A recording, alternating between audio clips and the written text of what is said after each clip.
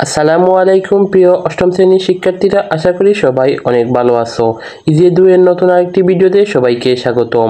তো প্রিয় শিক্ষার্থী, আজকে আমরা আলোচনা করব তোমাদের বাংলা সাহিত্য কণিকার যে গদ্য নাম্বার 3 পড়ে পাওয়া।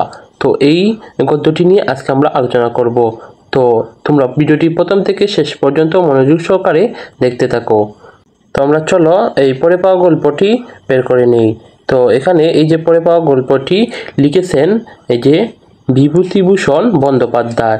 তো প্রথমে তোমাদের কাজটি হচ্ছে এই পড়ে পাওয়া গল্পটি তোমরা ভালো করে একবার বা দুইবার ভালো করে তোমরা এই গল্পটি পড়ে নিবে।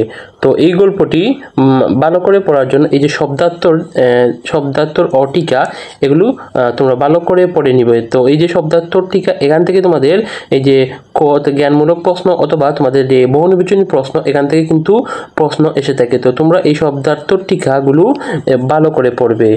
তারপর এখানে এই যে পাঠের উদ্দেশ্য পড়বে এবং এই যে পাঠ পরিচিতি তোমরা এখানে সংক্ষেপে এই যে এখানে পড়ে নিবে।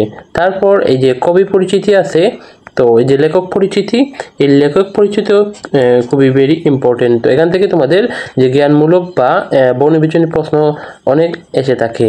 তো এখানে আমরা এই যে অনুশীলনী প্রশ্নগুলো, এই যে বহুনির্বাচনী প্রশ্ন এগুলো সমাধান করব।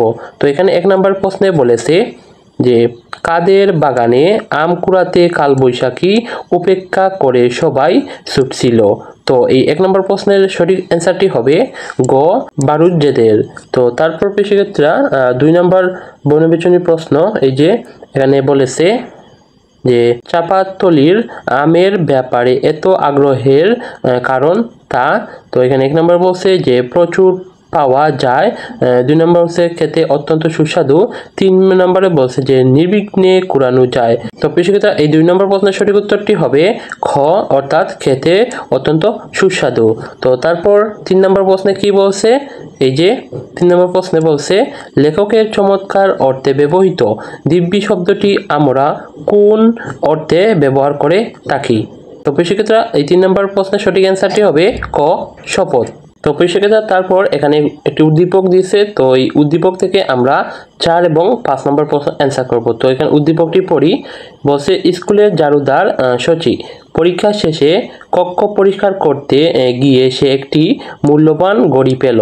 তার লোভ হলো ভাবলো ঘড়িটা মেয়ের জামাইকে উপহার দেবে, মেয়ে নিশ্চয়ই খুব খুশি হবে। কিন্তু রাতে ঘুমোতে গিয়ে মনে হলো এ অন্যায়, অনুচিত। যার ঘড়ি তার মনোকষ্টের কারণে মেয়ের চরম অকল্যাণ হতে পারে।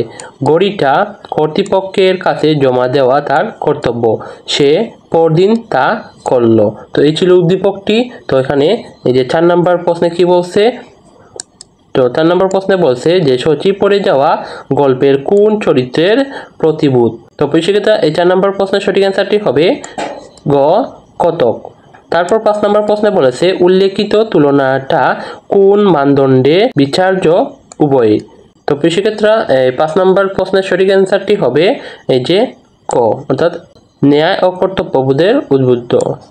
তারপর শিক্ষার্থীরা আমরা এখানে সৃজনশীল প্রশ্ন দেখতে পাচ্ছি। তো শিক্ষার্থীরা এখানে এই যে 1 নম্বর সৃজনশীল দিছে। তো এখানে আমরা প্রথমে উদ্দীপকটি পড়ব, তারপর এই প্রশ্নের অ্যান্সারগুলো সমাধান করব।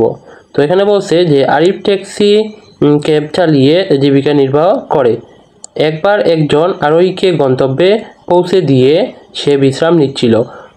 সাহসা গাড়ির ভিতরে দৃষ্টি পড়তে সে দেখতে পেল একটি মানিব্যাগ সিটের উপর পড়ে আছে। ব্যাগে অনেকগুলো ডলার, কিন্তু ব্যাগে কোনো ঠিকানা পাওয়া গেল না। সে সন্ধ্যা অবধি অপেক্ষা করলো। নিরুপায় হয়ে সে পত্রিকা অফিসে গিয়ে সম্পাদককে একটি বিজ্ঞপ্তি ছাপিয়ে দেবার অনুরোধ জানায়। তো এই ছিল উদ্দীপকটি। তো এখানে ক নম্বর প্রশ্নে বলেছে পড়ে যাওয়া কী ধরনের রচনা। তো শিক্ষার্থীরা চলো আমরা ক নম্বর প্রশ্নের সমাধানটি দেখে নেই। তো শিক্ষার্থীরা এই যে 1 নম্বর সৃজনশীল, এখানে ক নম্বর প্রশ্নের উত্তর হবে পড়ে যাওয়া বিভূতিভূষণ বন্দ্যোপাধ্যায় রচিত একটি বিখ্যাত কিশোর গল্প। তো শিক্ষার্থীরা তারপর খ নম্বর প্রশ্নে বলেছে ওর মতো কত লোক আসবে, বিদুর এই কথাটির অর্থ বুঝিয়ে লেখো। তো শিক্ষার্থীরা চলো এখন খ নম্বর প্রশ্নের উত্তরটি দেখে নেই। তো তো সেক্ষেত্রে খ নম্বর প্রশ্নের উত্তরটি হবে ওর মতো কত লোক আসবে। পড়ে যাওয়া গল্পে বিদু লুবি চরিত্রের মানুষদের উদ্দেশ্যে এই কথা বলেছে। তারপর লিখব এই যে আম কুড়াতে গিয়ে একটি বাক্সে কুড়িয়ে পেয়ে বিদু ও তার বন্ধুরা মিলে বাক্সটি প্রকৃত মালিকের কাছে ফিরিয়ে দিতে কাগজে খবরটি লিখে রাস্তার ধারে গাছে গাছে লাগিয়ে দেয়। খবর পেয়ে নানা ধরনের অসৎ লোকেরা ভুয়া মালিক সেজে আসতে থাকে। প্রকৃত অর্থে লোভ সামলাতে না পেরে নিজেদের বাক্স না হওয়া সত্ত্বেও তারা বাক্স নিতে আগে এসব লোভী অসৎ মানুষদের উদ্দেশ্যে বিদু এই মন্তব্যটি করেছে। তো সেক্ষেত্রে তারপর গ নম্বর প্রশ্নে বলেছে উদ্দীপকের আরিফকে কোন যুক্তিতে বিদুদের সঙ্গে তুলনা করা যায় ব্যাখ্যা করো। তো চলো আমরা গ নম্বর প্রশ্নের উত্তরটি দেখে নেই। তো সেক্ষেত্রে গ নম্বর প্রশ্নের উত্তর হবে সৎ ও দায়িত্বশীল চারিত্রিক বৈশিষ্ট্যের দিক থেকে আরিফকে বিদু চরিত্রের সঙ্গে তুলনা করা যায়। পরে পাওয়া গল্পে বিদুরা বাক্সের প্রকৃত মালিকের কাছে বাক্সটা ফিরিয়ে দিতে চেয়েছিল এবং নিজেদের মধ্যে পরামর্শ করে লিফলেট ছাপিয়ে বিজ্ঞপ্তি প্রকাশ করল। এতে তাদের নির্লোভ মন মানসিকতা ও দায়িত্বশীলতার পরিচয় ফুটে উঠেছে। তারপর লিখব উদ্দীপকে আরিফ ট্যাক্সি ক্যাব চালিয়ে জীবিকা নির্বাহ করে।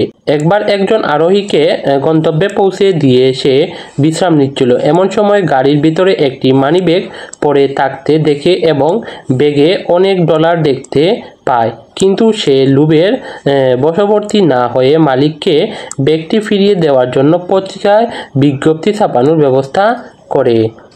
তারপর লিখব আমরা যে কোথাও কোনো জিনিস কুড়িয়ে পেলে তা মালিকের নিকট ফিরিয়ে দেয়া মানব চরিত্রের একটি গুরুত্বপূর্ণ নৈতিক গুণ। এই গুরুত্বপূর্ণ নৈতিক গুণটিরই প্রতিফলন লক্ষ্য করা যায় উদ্দীপকের আরিফ এবং গল্পের বিদুদের মধ্যে।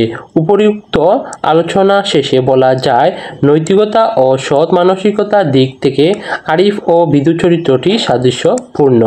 সেক্ষেত্রে তারপর ঘ নম্বর প্রশ্নে বলেছে কলেবরে ক্ষুদ্র হলেও আরিফ চরিত্রটি পড়ে পাওয়া গল্পের মূল সুরকেই ধারণ করে আছে, মূল্যায়ন করো। তো চলো সেক্ষেত্রে আমরা ঘ নম্বর প্রশ্নের উত্তরটি দেখে আসি।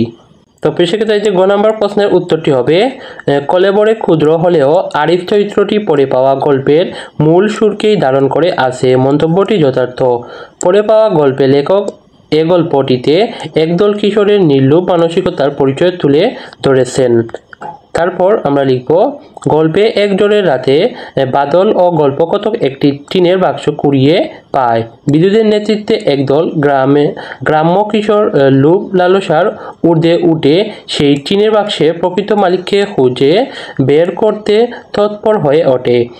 শেষ পর্যন্ত তারা টিনের বাক্সের প্রকৃত মালিক খুঁজে পায় এবং তাকে টিনের বাক্সটি ফিরিয়ে দেয়। উদ্দীপকে আরিফ ও তার ট্যাক্সি ক্যাবে কোনো এক আরোহীর ফেলে যাওয়া মানিব্যাগটি ফিরিয়ে দেওয়ার জন্য যে প্রচেষ্টা চালিয়েছে তা সততা ও নৈতিকতারই পরিচায়ক। সততা, দায়িত্ববোধ, কর্তব্যপরায়ণতা এগুলো একজন সৎ লোকের গুরুত্বপূর্ণ বৈশিষ্ট্য। এসব আদর্শে উজ্জীবিত মানুষ নৈতিক চেতনা সবার ঊর্ধ্বে থাকেন, আর এই আদর্শেরই প্রতিফলন লক্ষ্য করা যায় উদ্দীপকের আরিফের মধ্যে। তারপর পরে পাওয়া গল্পের মূল বিষয় সততা ও নৈতিকতা ও দায়িত্বশীলতার প্রতিফলন উদ্দীপকের স্বল্প পরিসরে আরিফের মধ্যে উঠে আসার প্রশ্নে উল্লেখিত মন্তব্যটি যথার্থ। তো সেক্ষেত্রে এই হলো 1 নম্বর সৃজনশীল প্রশ্নের সমাধানটি। তারপর আমরা 2 নম্বর সৃজনশীল কি বলেছে উদ্দীপকটি পড়ব। সন্ধ্যায় দেখা গেল নিজেদের ছাগলের সাথে অতিরিক্ত একটি ছাগল আতালে ঢুকছে। এশার নামাজ পার হয়ে গেল কিন্তু কেউ খোঁজ নিতে এলো না। দাদু বললেন না চুপ করে থাকা ঠিক হবে না, এই কাজ কর, রফিক শফিক বেরিয়ে পড়। প্রতিবেশী নাবিল আর তামিলকে সাথে নিয়ে দুদিকে যেও, মসজিদ থেকে চোঙ্গা নিয়ে গায়ে ঘোষণা দিয়ে আসো। কিছুক্ষণের মধ্যে দুই ভাই দাদুর পরামর্শ মতো বলতে লাগলো, ভাই সব একটি ছাগল পাওয়া গেছে, যাদের ছাগল তারা দয়া করে মতিন শিকদারের বাড়ি থেকে নিয়ে যান। তো এই ছিল উদ্দীপকটি। তো এখন এই যে প্রশ্নগুলো দিয়েছে ক নাম্বার প্রশ্নে বলছে লেখক বিভূতিভূষণ বন্দ্যোপাধ্যায় কোন ধরনের লেখক হিসেবে সমাধিক পরিচিত। সেক্ষেত্রে এই যে 2 নং সৃজনশীল প্রশ্নের উত্তর ক হবে, অর্থাৎ ক নাম্বার প্রশ্নের উত্তর হচ্ছে লেখক বিভূতিভূষণ বন্দ্যোপাধ্যায় প্রকৃতিপ্রেমী ও জীবনধর্মী লেখক হিসেবে সমধিক পরিচিত। তো সেক্ষেত্রে তারপর খ নাম্বার প্রশ্নে বলেছে দুজনেই হঠাৎ ধার্মিক হয়ে উঠলাম কথাটি দ্বারা কি বোঝানো হয়েছে। চলো খ নাম্বার প্রশ্নের উত্তরটি দেখে আসি। তো সেক্ষেত্রে খ নাম্বার প্রশ্নের উত্তর হবে দুজনেই হঠাৎ ধার্মিক হয়ে উঠলাম কথাটি কিশোরদের সৎ ও নির্লোভ মানসিকতার দিকটি বোঝানো হয়েছে। পড়ে পাওয়া গল্পে এই দুজন হচ্ছে বাদল এবং গল্পকথক। আম কুড়াতে গিয়ে কুড়িয়ে পাওয়া বাক্সটি হয়তো কোনো গরিব লোকের হবে। সে হয়তো বাক্সের চিন্তায় রাতে ঘুমাচ্ছে না, তার কষ্ট হবে এই চিন্তা করে কতক বাদলকে বাক্সের তালা ভাঙতে নিষেধ করে এবং বাক্সটি ফেরত দেওয়ার কথা চিন্তা করে। গরিব মানুষের প্রতি তাদের এই ভালোবাসা ও সহানুভূতি ধর্মেরই অঙ্গ, তাই বলা হয়েছে দুজনেই হঠাৎ ধার্মিক হয়ে উঠলাম। সেক্ষেত্রে তারপর গ নম্বর প্রশ্নে বলেছে রফিক শফিকের চুঙ্গা ফোকার ঘটনাটি পড়ে পাওয়া গল্পে কোন ঘটনার সাথে সঙ্গতিপূর্ণ ব্যাখ্যা করো। চলো আমরা গ নম্বর প্রশ্নের উত্তরটি দেখে আসি।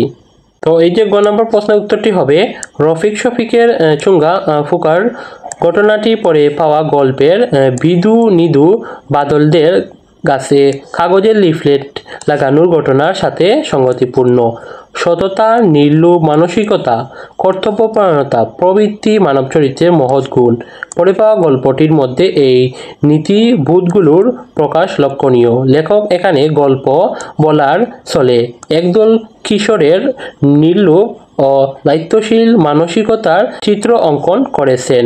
গল্পে বিদুরা নদীর ধারে রাস্তায় ভিন্ন ভিন্ন গাছে কাগজের লিফলেট লাগায়, কারণ তারা বাক্সের প্রকৃত মালিককে খুঁজে বের করবে, বাক্সটি ফেরত দিতে চায়। এর মধ্যে দিয়ে তাদের উন্নত নৈতিকতা বোধের পরিচয় পাওয়া যায়।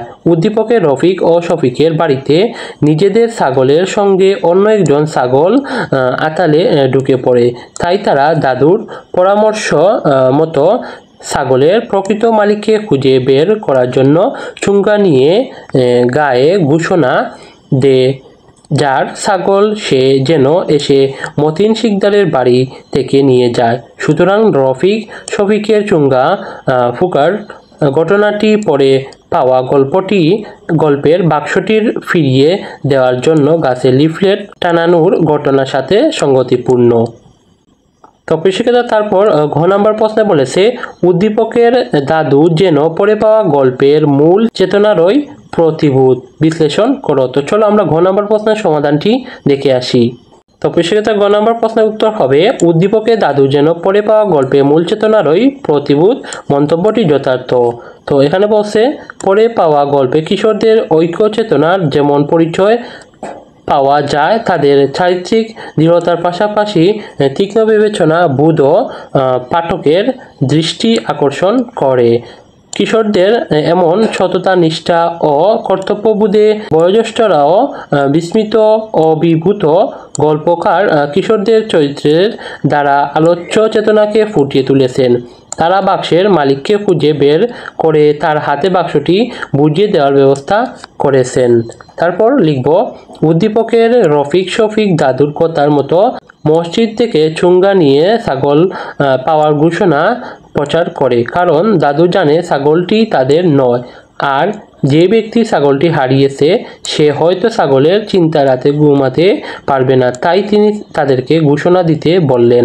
অথচ ইচ্ছা করলে তিনি ছাগলটি নিজের সম্পত্তিতে পরিণত করতে পারতেন, কিন্তু তার নির্লোভ মানসিকতা ও কর্তব্যবোধ তাকে সততার ব্যাপারে অটল থাকতে সাহায্য করেছে, যা গল্পের মূল চেতনাকে ধারণ করেছে। তাই বলা যায় উদ্দীপকের দাদু পড়ে পাওয়া গল্পের মূল চেতনার প্রতিভূত। তো প্রিয় শিক্ষার্থীরা এই হলো তোমাদের সৃজনশীল 2 নম্বর প্রশ্নের সমাধান। আই তোমরা বুঝতে পেরেছো। তো আজকের ভিডিও এই পর্যন্ত। তো ভিডিওটি তোমাদের যদি উপকারে আসে অবশ্যই ভিডিওটিতে একটি লাইক করে দিবে এবং যারা চ্যানেলে নতুন আছো তোমরা অবশ্যই চ্যানেলটিকে সাবস্ক্রাইব করে রাখবে। তো প্রিয় শিক্ষার্থীরা নেক্সট ভিডিও দেখার আমন্ত্রণ জানিয়ে আজকে ভিডিও এখানে শেষ করছি। আল্লাহ হাফেজ।